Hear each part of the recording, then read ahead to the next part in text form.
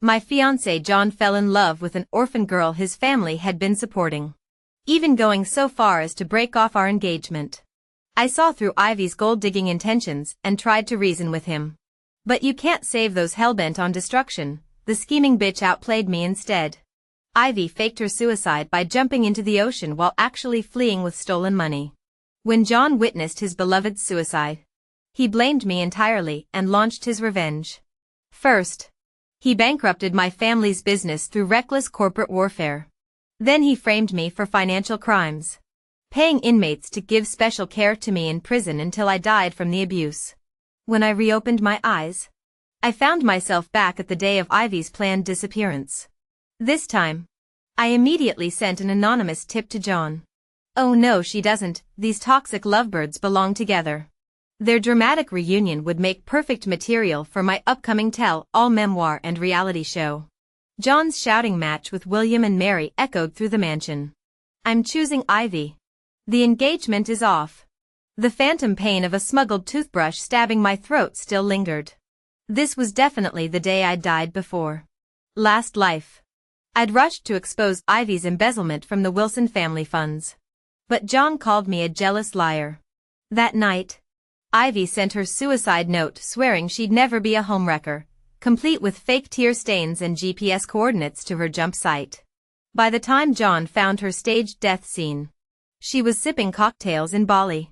Now, I texted John from a burner number using Ivy's speech patterns, no suicide mentions. Just a bittersweet farewell request to meet at the airport. He didn't even check the sender before snarling. What did you do to Ivy? If she's really gone, you'll pay. He sprinted out like Cinderella before curfew. Mary patted my hand with cold-blooded elegance. Emily dear, we'll handle this gold digger. You're our only daughter-in-law. Her manicured claws reminded me of her gloating prison visit last timeline, when she'd blamed me for her son bankrupting both our families.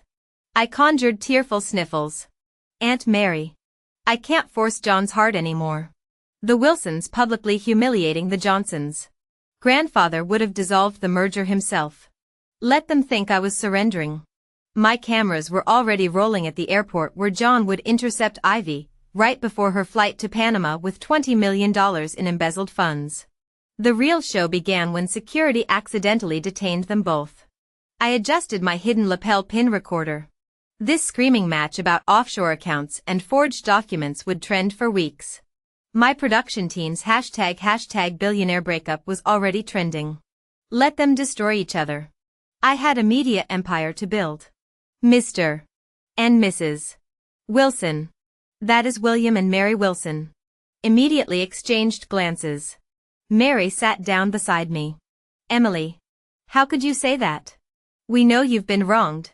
But as I told you earlier, you're the only daughter-in-law we'll ever accept. No one can replace you or break our family alliance. She slipped off a jade bracelet from her wrist, translucent emerald perfection.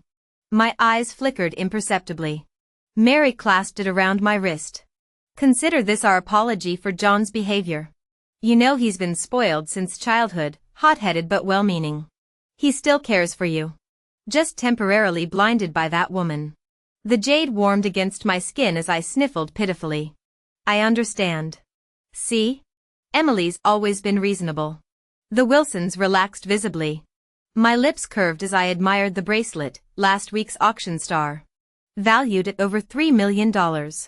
In my previous life, I'd never received such royal treatment. John returned an hour later with Ivy. Fingers interlocked like conjoined twins. He stiffened upon seeing me wiping imaginary tears but recovered quickly. Mom. Dad. Ivy's my soulmate. I refuse to marry Emily. If you disapprove, we'll elope. Mary paled. After all we've sacrificed, you'd abandon us for this gold digger? I watched their spat with cold amusement. She still underestimated her son's idiocy, a love-struck lunatic who'd driven our family to ruin before. In my past life, after faking her death, John had lured my parents and me to his suicide scene with manipulative messages about joining his lost love. When I arrived bearing evidence of Ivy's survival, he'd knocked me unconscious and framed me for his self-inflicted injuries. even after my imprisonment. He'd paid inmates to torment me. My palms stung from clenched fists. Across the room, Ivy stood trembling yet defiant. Stop bullying John. Love can't be controlled. He's just choosing passion over profit, what's wrong with that? Mary slapped her. You gutter rat. I regret ever funding your education. She raised her hand again. But John shielded Ivy. This is my decision. Mom. Leave her alone. The jade bracelet glinted mockingly on my wrist. This time, their tragic romance would end very differently. They remained at a stalemate for a long time. Suddenly John noticed me watching the drama unfold. Emily. I know you've always been reasonable. Feelings can't be forced. Please convince Mary to let us break off the engagement. He pleaded. Caught off guard, I pinched the soft flesh at my waist to summon tears, widening my eyes in feigned shock. John. How could you do this? You can't trample on my feelings just because I love you. I let my voice crack before fleeing the Wilson mansion. Their escalating arguments still audible as I left. The engagement would end, but not without extracting proper compensation. John clearly thought me an easy target. 2 days later, he summoned me again. I deliberately applied foundation 2 shades paler and skipped lipstick. The mirror approved, perfect tragic heroine makeup. He couldn't meet my eyes. Emily. You know I love Ivy. I must do right by her. That country villa you liked, his voice trailed off as he slid a check across the table. My pulse quickened at the unexpected windfall. Forced relationships never last. I wish you and Ivy happiness. I sniffled, snatching the check before dramatically exiting. 8 figures glowed on my banking app minutes later. I celebrated by purchasing a luxury apartment in cash, no forwarding address provided. In my previous life, after Ivy's death, John had destroyed my family without hesitation. My so-called parents, a philandering CEO father with multiple illegitimate heirs and a coldly pragmatic socialite mother, had thrown me to the wolves. When John later demanded my apology, they delivered me bound like sacrificial livestock. Now I carried Mary's jade bracelet, or its $500 replica, while the authentic piece funded my new security system. My hired investigators, former paparazzi, received a $50,000 retainer plus bonuses for every verified sighting of John or Ivy. The update came sooner than expected. John had ended his hunger strike. Surveillance footage showed him loading luggage into a car. Ivy's prison apparently had lax security. Anticipation hummed in my veins. Every reckless move they made would pad my accounts further. Let them play star-crossed lovers. I'd be the ghost haunting their fairy tale, bleeding their fortune drop by crimson drop. I recently got a new phone number and promptly messaged the Wilsons while also sending myself a text. John is eloping with Ivy. They're at the airport now, hurry. Timing it perfectly. I met up with William and Mary, who looked shocked. Emily. What are you doing here? I pulled out my phone. Someone anonymous texted me about John leaving. I couldn't trace the sender. Their expressions confirmed they'd already investigated but hit dead ends. Of course they couldn't trace it. I'd paid $50 cash at some hole in the wall store without ID verification.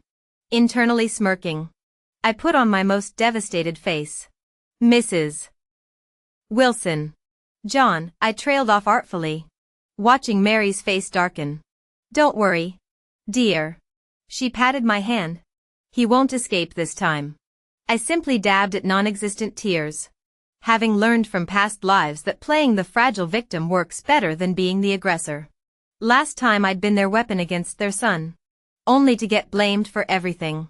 Now, let the Wilsons do their own dirty work.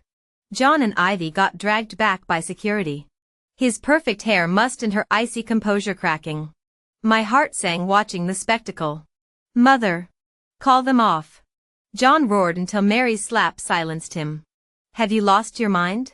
Abandoning family. Business. Your fiancé for this gold digger.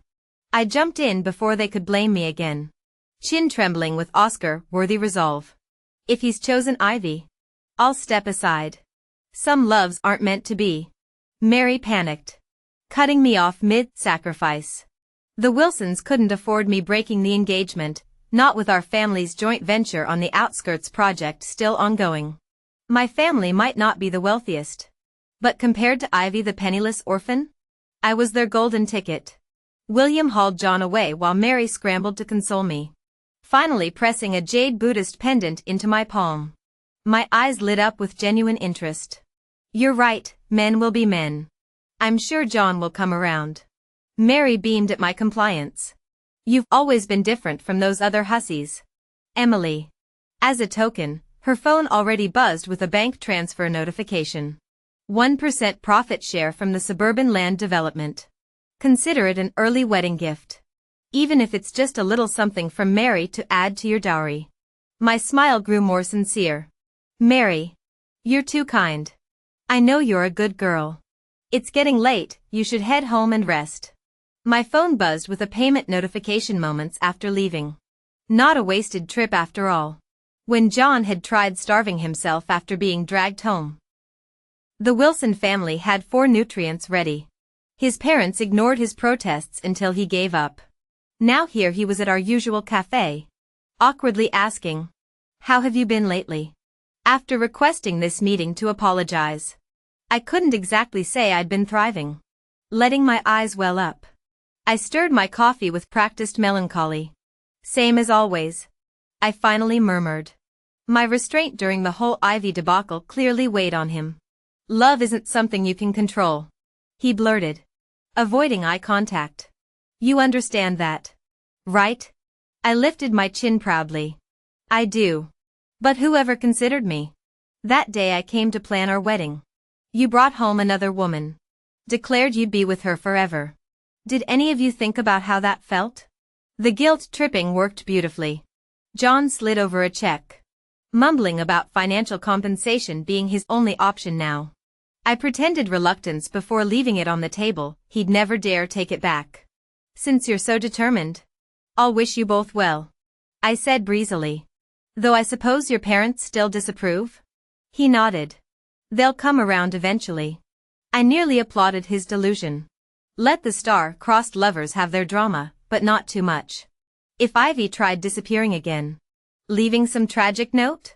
Who knew what that lunatic might do? Here's an idea, I offered. Our engagement can't be dissolved immediately anyway. Why don't we stage a little performance? John looked at me, his eyes lighting up with excitement. I can help you get Ivy out. But in exchange, you need to tell me every address you visit.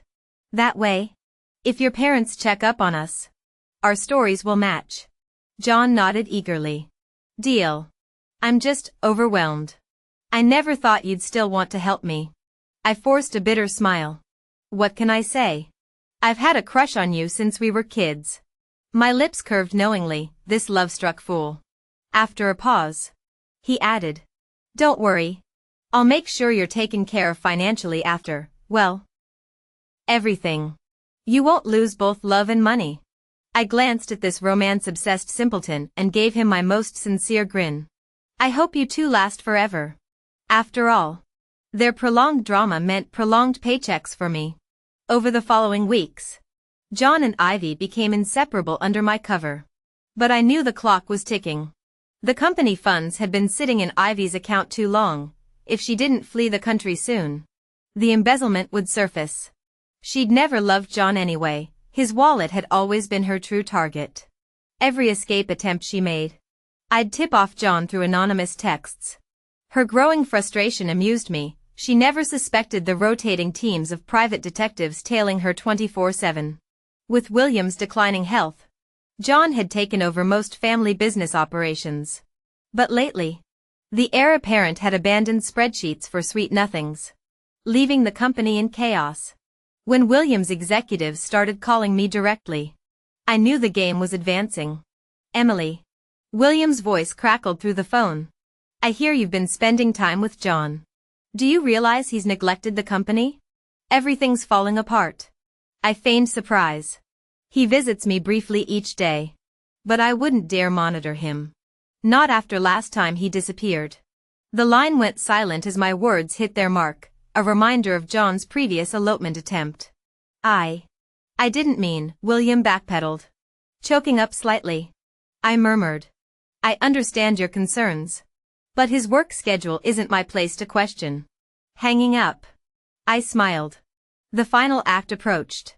Years ago during this season, the Wilson family's empire had crumbled under financial scandal. Ivy, then a trusted accountant in John's beloved, had processed factory payments that never arrived, payments crucial for their flagship product line.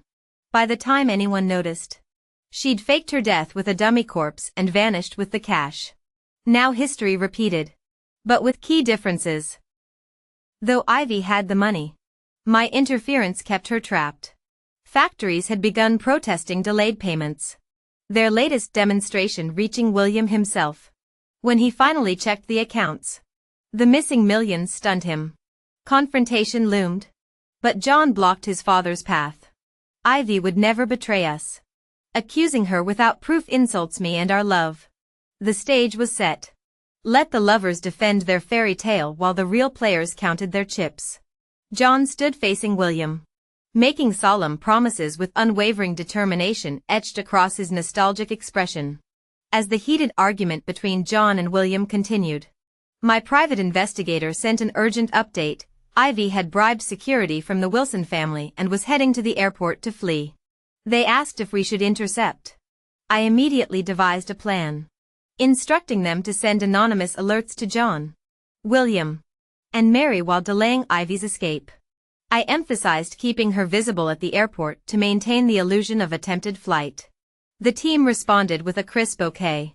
Soon, our phones buzzed with a familiar coded message, Ivy suspected of embezzlement. Intercept immediately. The Wilsons, already anxious about missing corporate funds, took the bait instantly. Yet even now, John clung to his delusion. She's just handling overseas business. I know she'd never betray me. He insisted. The investigators messaged me privately. They'd accidentally rammed a luggage cart into Ivy's ankle during an emergency sprint, leaving her limping and cursing in the terminal. Amused, I transferred $2,000 with the note, bonus. Their instant reply, always a pleasure serving the boss. Arriving at the airport, we spotted Ivy hobbling nervously behind an international flight's boarding line. She dropped her suitcase and bolted upon seeing us. But her injury made escape impossible. John lunged forward, gripping her wrist. Why run, Ivy? I'll protect you. How did you find me? She panicked. His gaze remained tragically lovesick. I was worried. People said you were fleeing. But I know you'd never. Enough. Ivy exploded as police approached. If you hadn't delayed me, I'd be gone with the money. You're pathetic. Can't take a hint? I watched with grim amusement as John froze. This isn't real. They're forcing you to say this. Right? She wrenched free with a bitter laugh. Forced? You think I'd tolerate you without the Wilson fortune? You're delusional. When officers led Ivy away despite the family's threats and pleas, John stood shell-shocked. But, our love. The last threads of his fantasy unraveled as she spat over her shoulder. Your money bought my acting. Nothing more. The terminal buzzed with whispers while security escorted out the disgraced heiress. I observed John's crumbling world, wondering how long before he'd acknowledge the truth. His precious first love had always been a $2,000 an ankle con artist. She stubbornly refused to admit defeat and hand over the money. Laughing maniacally, she sneered. The funds have already been transferred overseas. I'd rather die than return a single cent. You ruined my chance to become wealthy. Now you'll taste bankruptcy yourselves. Weren't you all so urgent about needing this payment for the factory? Let's see how long you last without it. Her hysterical laughter echoed as police officers led her away. John stood shell-shocked at the airport, collapsing onto the floor while muttering. This can't be real. Ivy would never. You must have forced her. This is all lies. Eventually William dragged his disgraced son home, unable to bear the public humiliation. Watching this spectacle, I nearly laughed aloud. Much as I hated to admit it, Ivy was right. Without that capital, the Wilsons were doomed. They'd gambled their entire liquidity on this doomed project. with the money untraceable overseas. Recovery proved impossible. John's world crumbled upon discovering his precious first love's betrayal.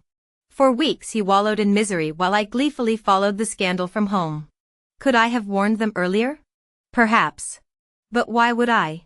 My second chance at life served two purposes: escaping these vipers and making them pay.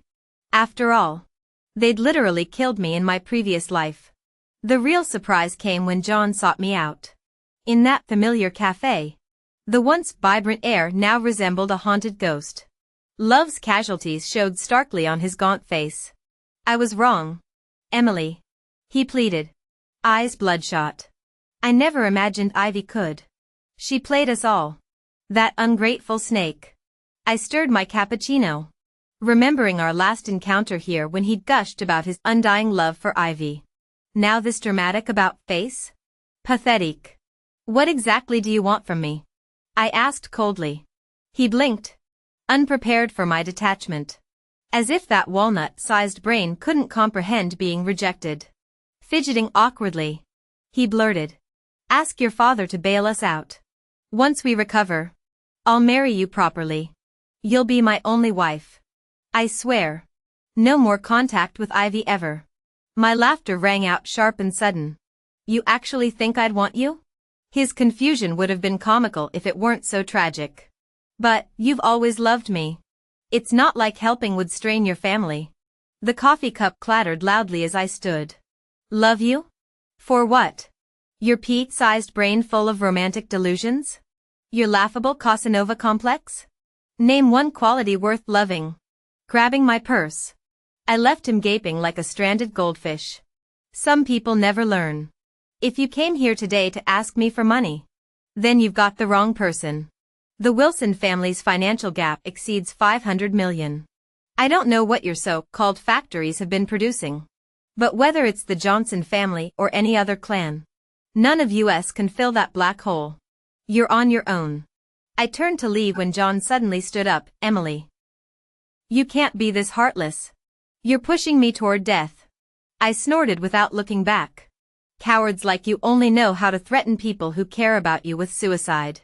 Too bad I couldn't care less whether you live or die. Go ahead and rot. The Wilson family eventually went bankrupt.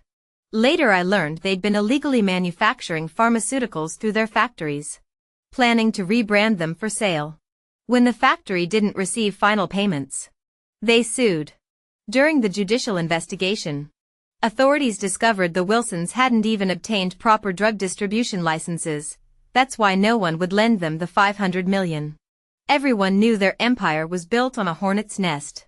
William and John were both imprisoned. With the family pillars gone, the Wilson empire collapsed within days. Former shareholders scavenged remaining assets like vultures before fleeing. Soon only Mary remained from what was once a glorious dynasty. Though William had handled most business affairs, John was released after a few months in prison. But upon release, he attempted suicide. After being revived, he immediately demanded to see me. Mary pleaded with me for days, swallowing her pride to beg for this meeting. It reminded me of my previous life when I'd been accused of murder. Desperately begging her to testify. She'd stared at me then with ice-cold hatred. If not for you, I wouldn't have forced John to break up with Ivy. This is all your fault. Yet I went anyway. The moment I saw John, something felt off. His eyes held calculating sharpness that didn't belong to him. Then he spoke. And I understood. You've been reborn too, haven't you? He stated with certainty. I smiled and nodded. He grimaced bitterly. I knew it. You orchestrated all this for revenge.